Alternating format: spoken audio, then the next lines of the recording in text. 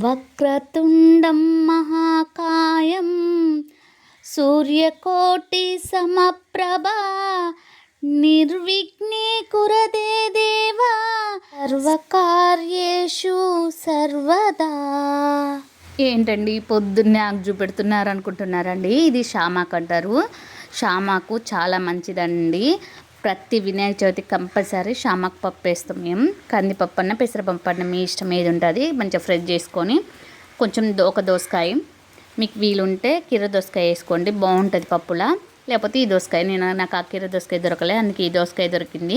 షామాకుని మంచిగా కట్ చేసుకొని దోసకాయని కూడా మంచిగా కట్ చేసి పచ్చిమిరపకాయలు చక్కగా కొంచెం పసుపు కొంచెం ఉప్పు కూడా వేసి మూత పెట్టేద్దామండి. మూత పెట్టేశాక పప్పు దినుసులు మనం తాలింపుకు చూసుకుందాం. కరివేపాకు, శనగపప్పు ఇట్లా అన్నీ రెడీ చేసి పెట్టుకుందాం. తర్వాత విజిల్ వచ్చినాక తీసేసి చక్కగా చూద్దాం. మస్తు ఉడికిపోయింది. ఆహా సూపర్ అంటే సూపర్ ఉంది. చక్కగా గ్యాస్ అంటించి మంచిగా నెయ్యి వేసుకోండి. ఆవు నెయ్యి ఉన్న పర్వాలేదు, మామూలుగా ఏ నెయ్యి అయినా పర్వాలేదు. సూపర్ అంటే సూపర్ ఉంటుంది. మనం ఫస్ట్ పెట్టుకున్న శనగపప్పు, మినపప్పు, జీలకర్ర, ఆవాలు, కరివేపాకు, కొంచెం కొత్తిమీర అన్నీ వేసేయండి. సూపర్ ఉంటుంది. నెయ్యిలో కదా, నెయ్యి స్మెల్ మామూలుగా వస్తలేదండి. షామాకు, కందిపప్పు, దోసకాయ పప్పు రెడీ. మీరు ట్రై చేయండి ఫ్రెండ్స్.